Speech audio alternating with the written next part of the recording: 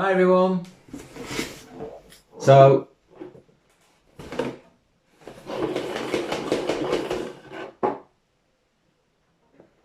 I was looking for a tank to build at the time, and then this caught my eye, and it was a turret, if that's the right term for it, and all that garden railing around the side that caught my eye. Lots of parts in the kit, detailed, and the fit is very good. The job would have been made easy for me if I'd read the instructions, especially around the area using the G. I'm one of them individuals who will buy a flat pack and just jump straight in. Not that I bought any flat pack for some years now, but I'll jump straight in, flick through the illustrations quickly and crack on. I'm not one of those guys who will check that everything's there first and read the instructions thoroughly.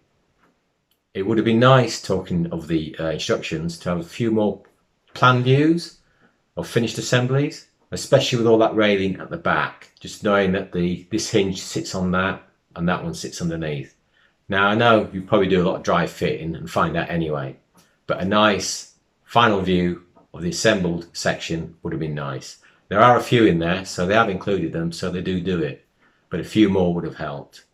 It's alright saying that each item is individually numbered, but say you've cut 3 or 4 pieces off, ready to glue it together, especially if the pieces are similar but different, that's where a picture like that helps immensely.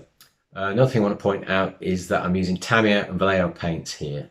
Now I know I'm probably teaching a lot of people out there to suck eggs. There are acrylic paints and then there are acrylic paints. Now with these two, Tamiya goes down first, always, and then Vallejo on top. Never the other way around, otherwise you're asking for trouble. Now there's always the exception to the rule, and there is with this one. There are some workarounds. Now the next video is going to be an aeroplane. It's sat on the desk there now, waiting to be started. So I hope you find this video of interest. So let's crack on and see what I did with this kit.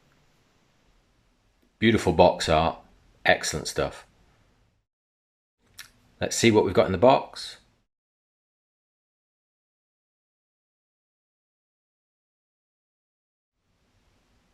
Three colour options, what am I saying? 3 decal options.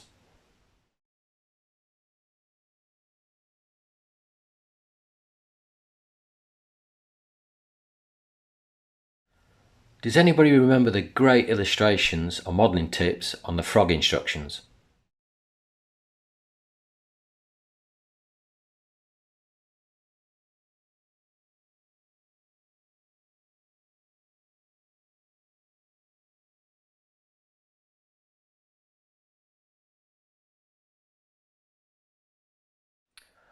Oh my lord, what on earth are those? They look frightening.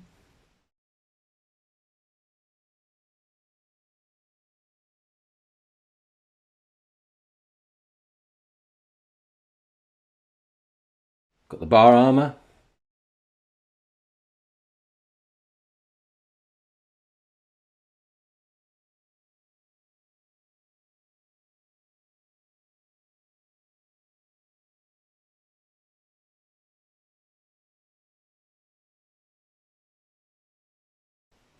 A running gear jig. Beautifully detailed main body.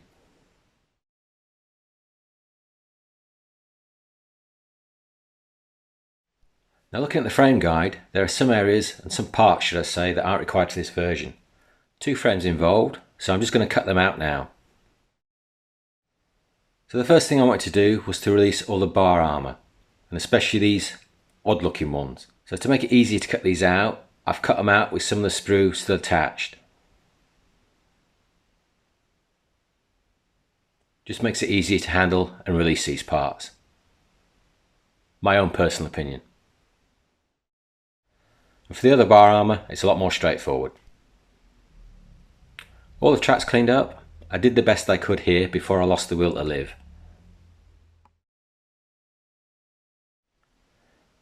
So I've done my usual and cut and cleaned most of the parts off the frames. Once again, I've left the smaller parts attached and I'll deal with them as and when I need them. So I'm going to start with the assembly of the suspension.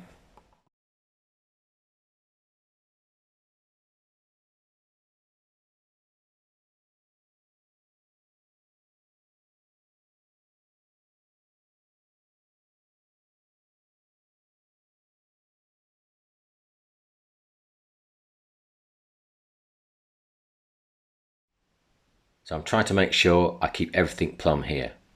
It was only later that I realised I could have used the supplied jig to line up the axles. But why would I want to make life easy? We're given a nice side view of the finished tracks and wheels, layout for both sides, as well as that jig to help us with that final look. So I'm making the required sections now a track, 7 pieces on each side for the sprocket and the idler wheel.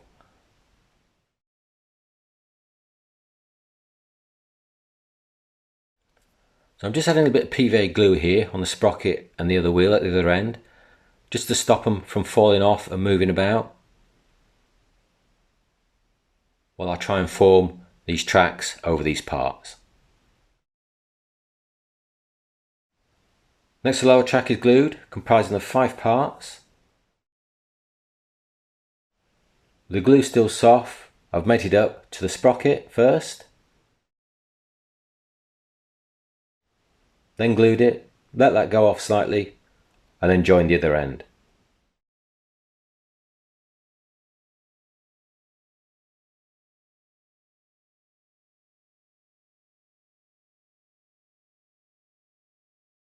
And then with the track assembly all nice and set, I can dismantle all parts off the jig. I've added 1 extra track either end of the assembly, and I won't be adding any more track to the top, as it won't be seen. This will also help me in the aid of fitting this track later on. Now, as usual, I'm deviating from the instructions and I'm going to assemble the whole body in one go.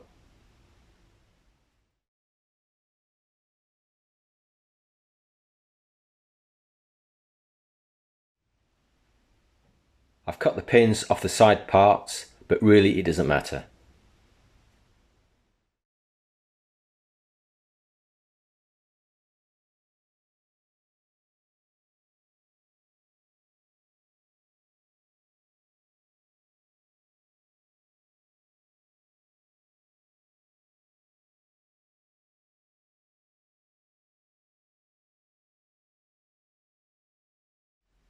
So I'll leave the body to one side to set, and while it's doing that, I'm going to make a start on assembly of the reactive armour.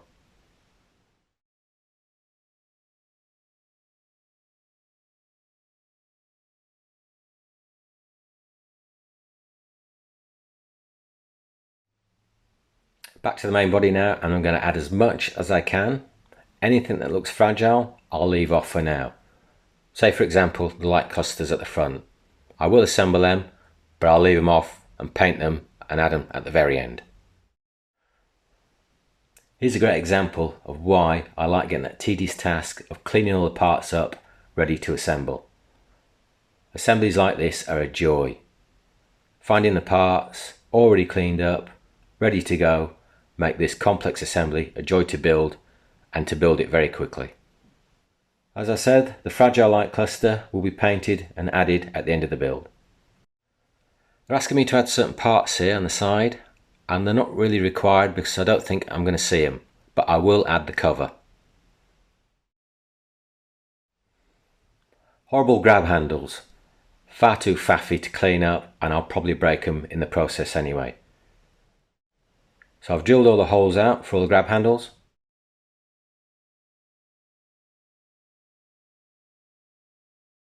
And then using brass rod, I've bent one side to shape. And then using this homemade jig, don't laugh, I've created the other angle.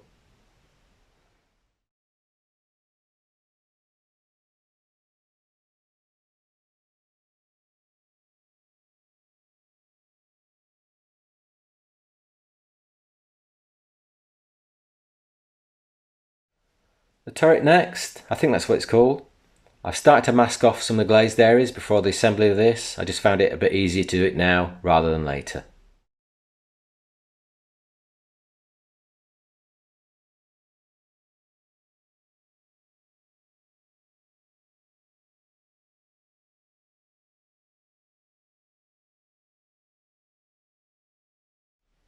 I'll leave the 7.62 gun off and add that at the very end. So looking at all these parts, I could put them all together and get this vehicle finished fairly quickly. But before I do that, I want to add paint to certain areas. The hard to get at areas, for want of a better word. So I'm going to add a dark tone, like a shadow colour, around these areas. I had also thought of gluing the front assembly to the reactive armour sides, creating a U-shape assembly. But I had worried that it may cause me further issues down the line. In hindsight, I wish I'd have gone with this idea, as you'll find out later on. So I know this is overkill, but I don't want to see any of that grey plastic through any of those nooks or crannies. And you never know, it may give these areas some depth. So I want to make a start on the running gear next, and I'm using desert yellow mixed with a few drops of khaki.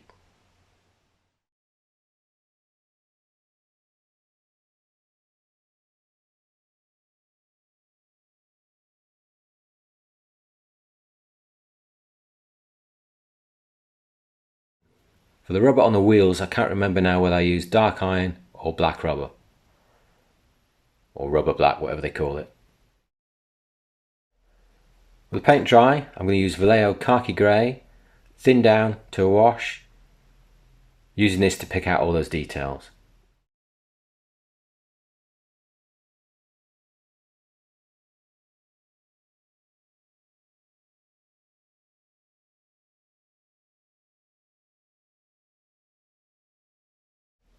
Here are two examples of that khaki wash dry. You can see a heavy one and a light wash. I prefer the light wash. Last thing I'm going to do is add a tan pastel to the rubber.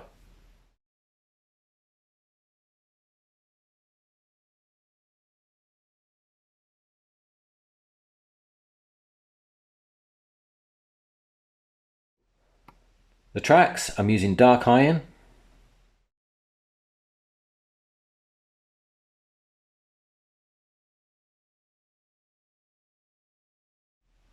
And then picking out the rubber pads with flat black.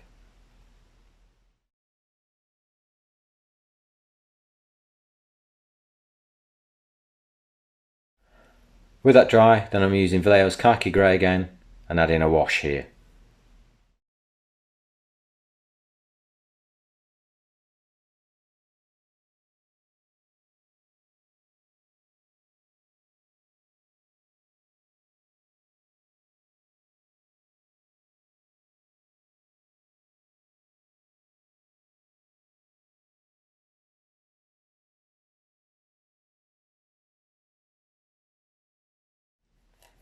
So let's assemble all that running gear.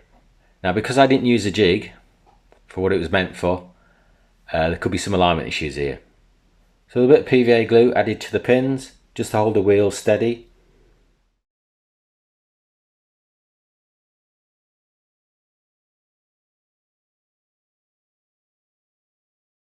Then with the sprocket held in place on the track is then fed from the back. With that seated properly, I can then glue the sprocket to its pin. So with all the running gear finished and in place, I can start to assemble the sides and the front. Now the sides fitted with no problem.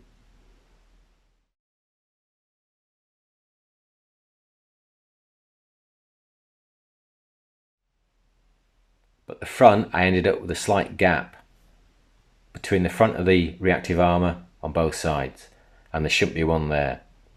So I've had to fill this with some plastic card.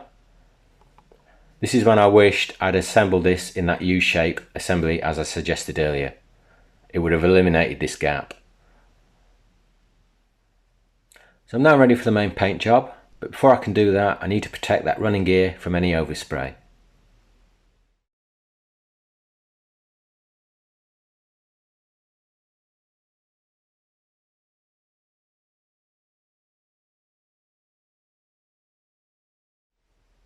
Desert yellow is applied from just the sides.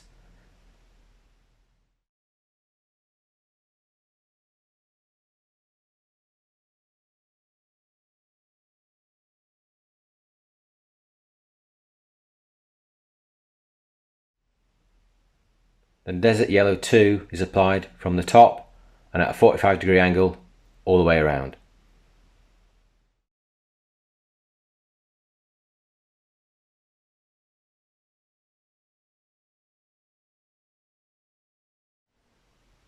While that paint was drying on the main body, you can see I started to paint some of the other parts here. So with the main paint dry on the body, I'm not going to do anything with this pipe, but the exhaust I am.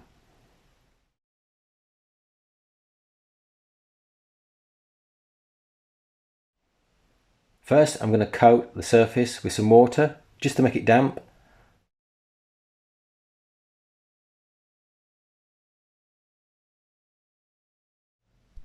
So I'm using Vallejo burnt umber, just adding a few splodges over the top.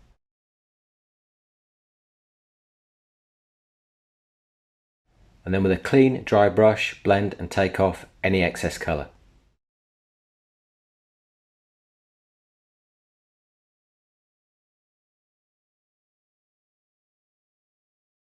Then before the water has totally evaporated, I'm adding very small amounts of neat Vallejo burnt umber.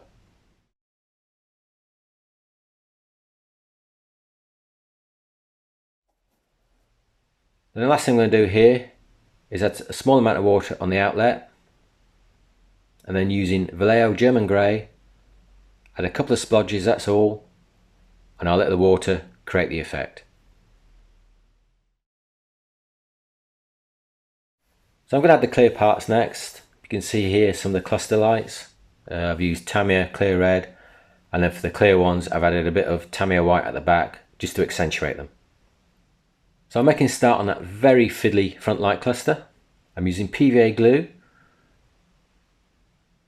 and I'm hoping I don't lose any of these clear parts because I've got no backups.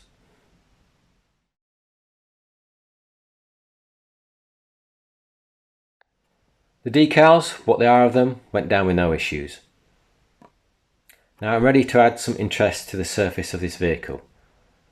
I'm going to use the same process as I did with the exhaust, and I'm going to concentrate on small areas. I'm not going to do the whole vehicle in one go. I'm going to do it in sections. So I'm dampening off the surface with water.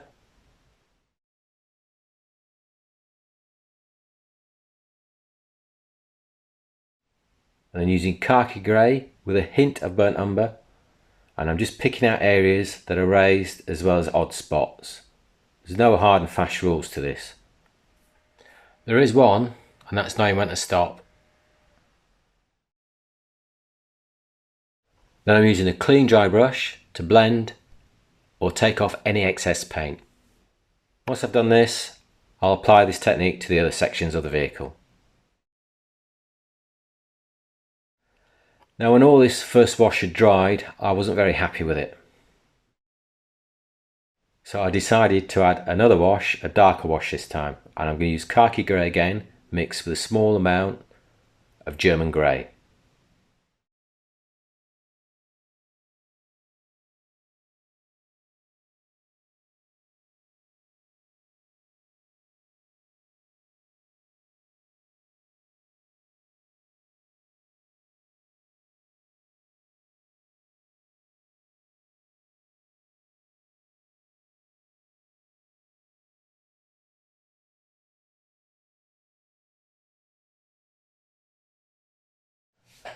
Thankfully, this second wash seemed to help blend and tone down that first wash. If it hadn't, I'd have had to respray the vehicle again.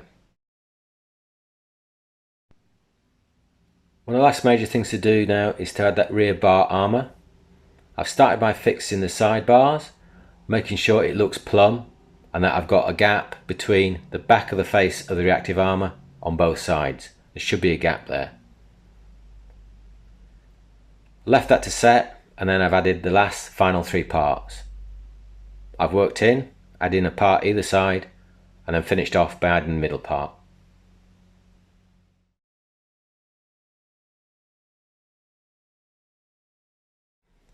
So while the glue is still soft, I'm just making a few final adjustments, making sure it's all plumb. Although looking at a photograph, these parts front and back took some hits. Fender benders? A couple of things I want to point out, rightly or otherwise, is the wire cutter. I've moved it to the other side. It didn't make any sense in the position it was, but by moving it, it had a knock-on effect with the connection with the right towing eye. What a pain in the neck that was. The other thing are the fire extinguishers. Now on the final paint guide you can see them through the bar armour, but on the instructions they're not shown being added. I've added mine, but if anyone can clarify this, it'd be much appreciated. Oh, also there was another point on the actual windows of the turret. It's saying to leave them clear, but on the box art it has them tinted. Be also nice to know about that as well. So I've enjoyed this kit, fitted very well. Would have fitted even better if I'd have used that jig properly, but there you go. Why make life easy? So I'm going to take some final photographs. I'm going to try and find a figure to bring this vehicle alive. That's another point as well. It's a shame that Takom didn't add a figure to this vehicle. As I said before, and I'll keep saying, they add so much life to a model. So I want to thank you for watching, and I do hope to see you for the next video.